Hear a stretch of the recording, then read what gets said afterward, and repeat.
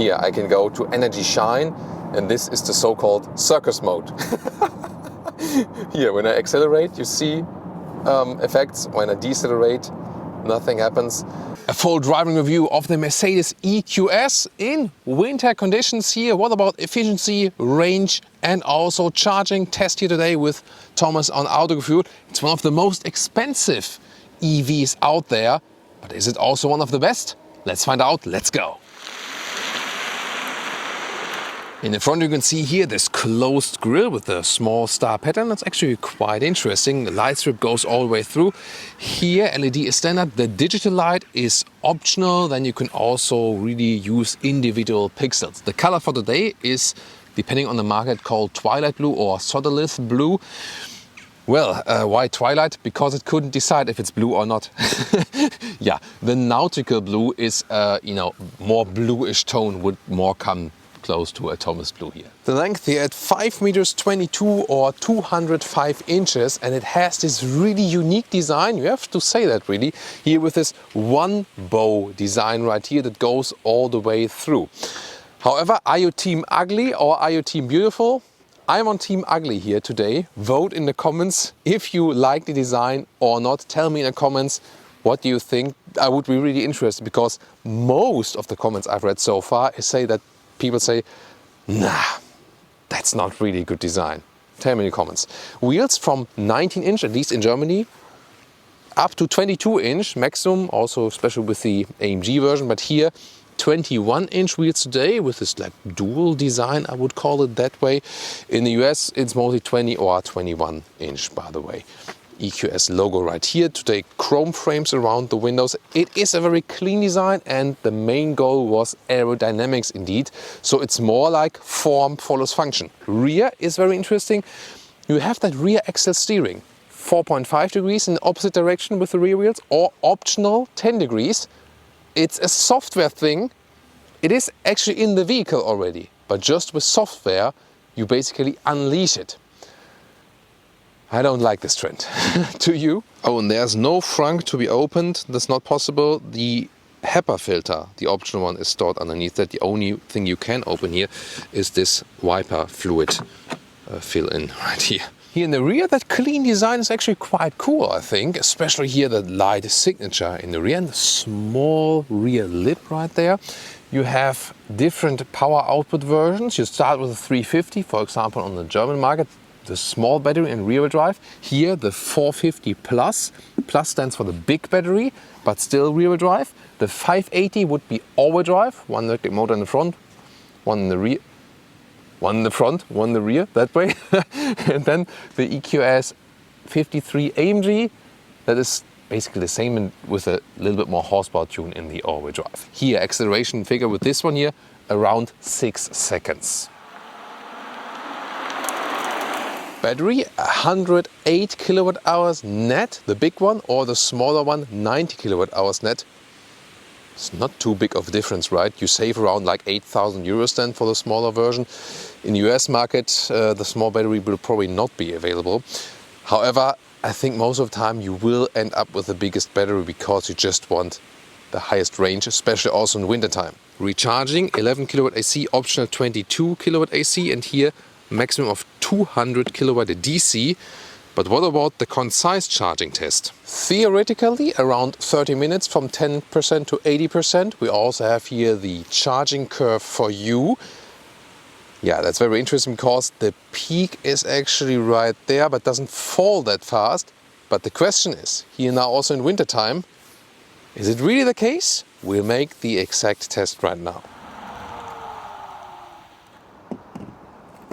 And now we start fast charging, 10%. Yeah, it says Porsche Engineering, this one here. 10% state of charge. Let's see how fast it goes. So charging power goes up. They have a 400 volt strategy, by the way, here. So it should go to around 400 volt. And let's see here, 200 kilowatt would be the peak power. And let's see, we stop here at about 173.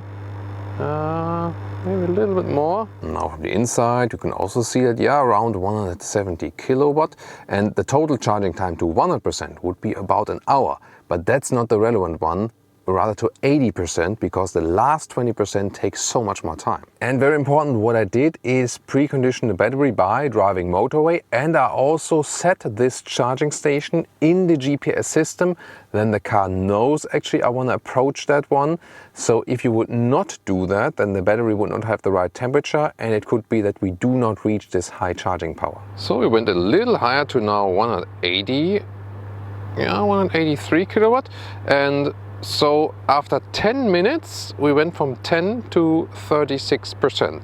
So that's already good. And the cool thing is really, you can see here, yes, we did not reach the peak 200 kilowatt, but here the 170 or 180 kilowatt are being held all the time here so far. That's the crucial thing. We're still at 150 kilowatts, so now it's slowly dropping from that top speed we had, but so far still a very good result. And you have to take in mind, this is here a very big battery, 108 kilowatt hours net.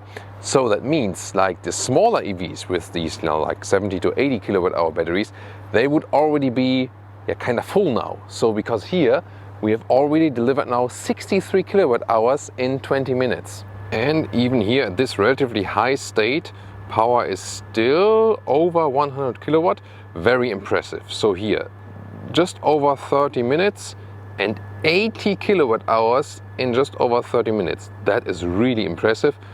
And there we are. And we've reached 80%, 31, almost 32 minutes. The key here, actually cool quality, like that, but I'm at war with the door handles.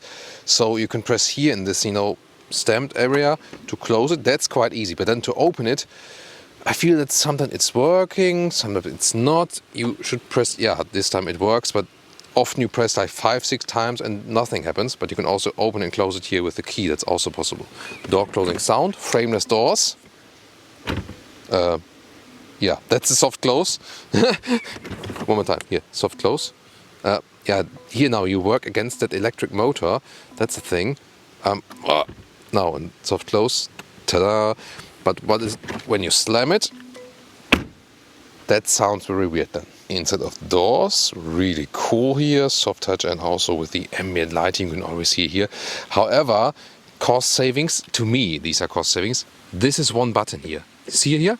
There's one whole button for cool seats, heated seats, and the memory function. And this is here also, it doesn't give you haptic feedback like it used to be. So it looks like it, gives you some feedback, but it doesn't. So you're like controlling it in thin air. And I'm not sure what to think about that. What I know what to think about is the Burmester sound system. It's awesome indeed. And also nice wooden style interior here. Then the bright interior looks so amazing. Color-wise, this is great. In Germany you can also get Artico leather red here in the beige color, or also in black. However, in the US or in the UK, no animal-free interior available? Why? Why are they doing this? And here, by the way, the animal skin interior, do you see this? Talking about quality, that already looks, really like 100,000 kilometers used or something like this. And I love bright interiors, but bright floor mats are not a good idea. And my shoes weren't that dirty, but it's just, especially for winter time, not a good idea. Seating wise, I would tend just to go for the base seats, because these, more luxurious seats here you can pick as an option are really too plush. You feel like the seat is like blowing you away from the seating position, something like that. That's the closest thing I can describe it. You can't really feel one with the seat. So this is supposed to be the electric S-Class, and I don't feel that well with the seating ergonomics here. It's recently a thing with Mercedes. I think they should work on that. This is also the one in here with panoramic roof, which is quite amazing actually. Let's open it.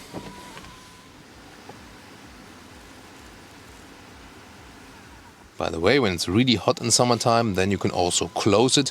The rear one also has a shade if you like. Okay guys, before I take a seat, just take a look at this shot, how amazing design-wise this interior looks. Well, and now I'm disturbing the image.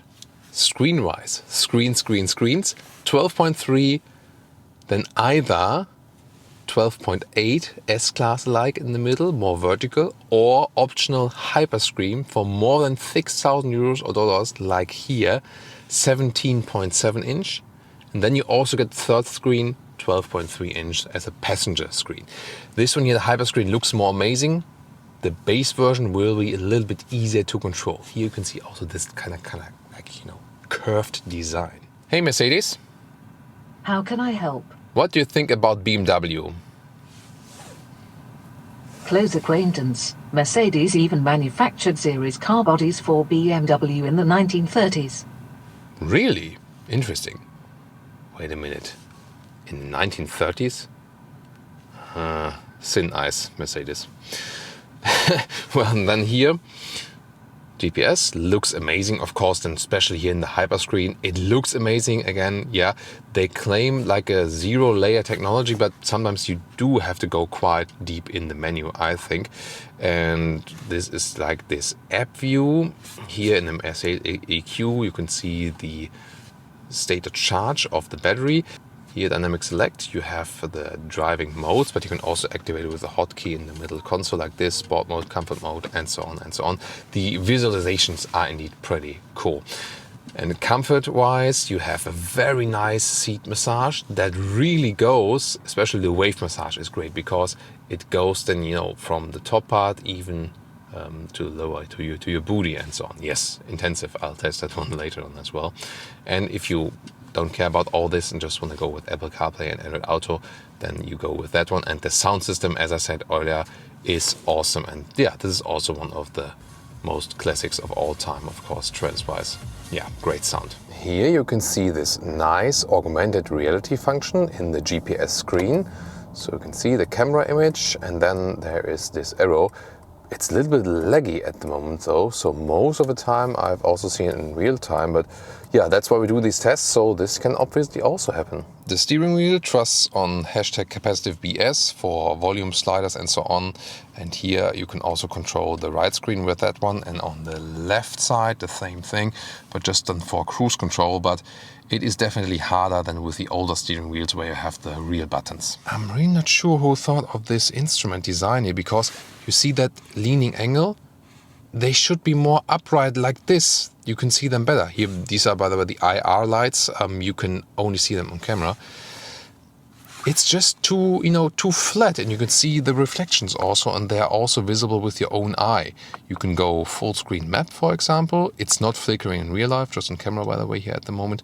But also here, for example, for sportier gauges. But that doesn't, deny the fact that the integration of the instruments should have been more visible to the driver. The head-up display is really large and very good to see, and also has some augmented reality function. And there it is. You can see here also augmented reality arrows in the head-up display, here signaling me then to turn right here at this intersection. When ambient lighting wise, this is so cool. I think I love it.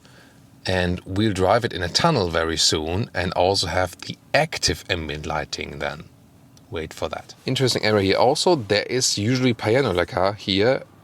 That's of course then collecting fingerprints and so on. Here the matte wood option is really cool. I would go for that one. When you open that one, you have two USB-C chargers. You can put your phone in there. No, it's not a piece of bread. It's a cork case. Inductive charger there, cup holders. And here then you have start-stop button. You can pick the driving modes here, for example. And then you have the typical split opening here with more space and two USB-C chargers. That looks just so nice, right? With the panoramic roof and this entry area and the bright seats.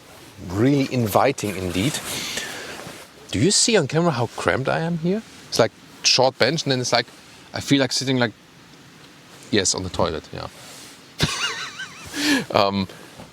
Headroom wise, with 1.86 or 6'1", it works but gets close. I can put a hand over my head, but it's so uncomfortable here in the rear. Then this part is also so cramped. Well, knee room wise, that's not a problem at all. And also here, no middle tunnel and so on. You can sit here also with 3 tall adults, that's no problem, but the seat ergonomics here in the rear are indeed strange, I have to say. This middle part you can also fold down. Then you have inductive charging pad and some more storage space right here. The cool thing here about the EQS is that you have this fastback style hatch. Opens very wide, so you basically have something like an estate See here with 1.86 or 6.1, I can easily stand underneath it. This cover here raises automatically and you can easily access that vast trunk. And this boot here, okay, now I covered US and UK viewers, comprises 610 up to 1,770 liters. This easily fits. The length here, 1 meters 20 or 47 inches. That's actually quite good. And the width is, yeah, also a good meter or 40 inches, also here in this area. And the height, let's say right here, for example, around 45 centimeters or 18 inches. And when we fold the seats, you can easily score this 2 meters or 79 inches in length to the front seat. You see it raises a little bit and there is a step. But in general, we again have to say, loading area wise, it's very, very well usable. Acceleration from 50 kilometers an hour. Let's go.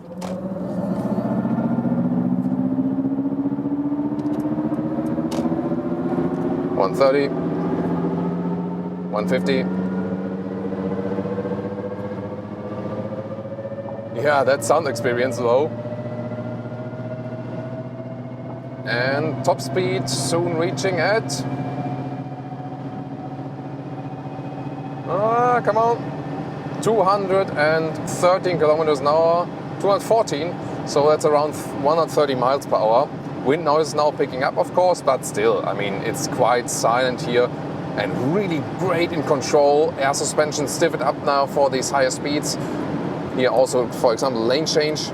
Yeah, feels really agile. Now hard on the brakes, of course, maximum recuperation as well, but now the rear brakes are also being used. Whoa. And we can indeed also change this sound experience here. That was Vivid Flux. We can also go with Silver Waves, for example. Or with Roaring Pulse. Let's see. But of course, it rather plays a role when you really accelerate it out, then you hear it in a more notable way. And for the next acceleration from 90 kilometers an hour, let's switch to Roaring Pulse. Let's listen to that. Let's go.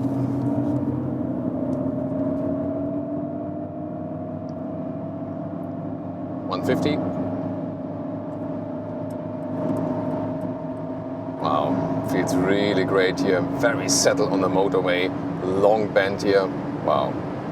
Yeah, that was already, once again, 200 kilometers an hour or 125 miles an hour. Really good. And well, this Roaring Pulse, you couldn't hear that well, especially probably on microphone because mixed with the wind noises because it's low frequency.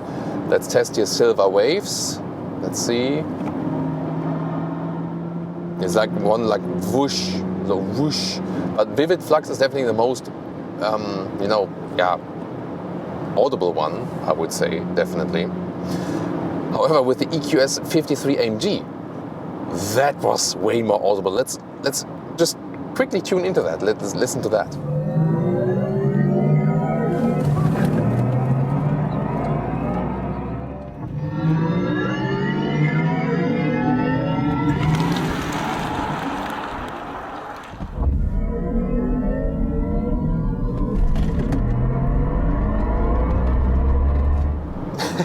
Yeah, that was something, wasn't it?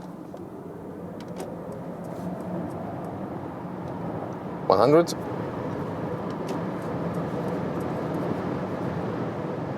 $150. Here I set it to strong recuperation. Now we have to reduce the speed. Is it a one-pedal driving feeling? Well, the recuperation is strong when you have set here the shifting pedals. Yes. Normal recuperation, no recuperation, normal, strong. So 3 levels basically. But then again, when you're driving a little bit slower, it does not make a full stop. So, is it a true one-pedal driving feeling then? No, not really. But you can at least set strong recuperation. However, it is being resetted when you start the car again. So they rather set on this, rolling effects and also using the brakes. But when I press and hold the shifting pedal, intelligent recuperation gets active. Here, no car in front of me, no recuperation. Then I'm closer to a vehicle, there is recuperation. So that's actually the best recuperation mode. And then you can also come to a standstill when the car is in front of you in traffic jam. Now, when we get to the tunnel, This one here is of course pretty cool. You can really see the ambient lighting, and even cooler is of course lights. Yeah, that's of course very distracting when I do something right here. Ambient lighting, edit settings, why another step? So, and then here I can go to energy shine, and this is the so-called circus mode. Here when I accelerate you see effects, when I decelerate nothing happens. Air suspension is sporty and comfortable at the very same time. Remember, we have the big wheels here, but indeed, because the air suspension is so good, you still have decent comfort. Of course, here the rear axle steering, when you're at slower speeds, either is 4.5 or 10 degrees rear axle steering. 10 degrees is an option, and that makes this vehicle here, which it has 5 meters 22 in length, so much more agile and faking a shorter wheelbase. So it feels kind of unnatural a little bit, because at lower speeds you really feel like your tail would be like waggling, like shake, shake, shake. But it definitely helps in parking in and out. And this 10 degrees option even more reduces the turning circle by 1 meter. So that's of course really impressive for such a big vehicle. Here, once again, not too loud wind noises, very connected to the road. In the S mode, the air suspension gets a little bit stiffer, really good to control. So superb in the handling, suspension rise, great job. Steering is also fine, there's no big dead zone area or something. And maybe in the very low degree angles they made it more in the comfort setting that you can cruise straight on the motorway, for example. It is huge, it is large, it has a long wheelbase, but due to that rear axle steering and low center of gravity, wow, it's really great in the slalom.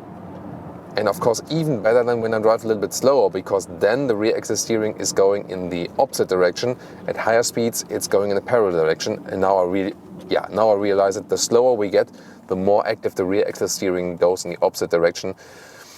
Yeah, so hardly ever we could have so much driving fun and agility in a car at that size and at that weight. This is the most remarkable thing about this vehicle here. The normal average consumption we have today is also quite astonishing and rather bad, because we end up some 25 kilowatt hours on 100 kilometers or 40 kilowatt hours on 100 miles. And that would mean we are more in like 430 kilometers of range or 270 miles. Here in wintertime, close to freezing temperatures, 1.5 degrees Celsius. And that's quite astonishing, because in summertime we could score in the EQS something close to 600 kilometers or 400 miles. So the temperature effect seems to be quite heavy on this vehicle. Yeah, that's a thing you're gonna have to live with. When you now compare Mercedes S-Class versus EQS, they apply the same raw chassis foam that kind of builds up during the process then here on the EQS. Still, I felt that the S-Class is a little bit more silent, really at very, very high speeds when we've driven that one. That's also an interesting factor. Driving fun-wise, EQS versus S-Class, clearly the EQS, so much more fun with a low center of gravity. It's really the thing, in all the segments, the electric vehicles are more fun to drive, minus possible sound or something. When you think about that. You can also tune into our EQS 580 review with the all-wheel drive. That's a very interesting review as well, and we also show different colors there and so on. And another very expensive EV, of course, at the moment is from BMW, the iX, which also had very good range results. A very interesting review. Tune in there.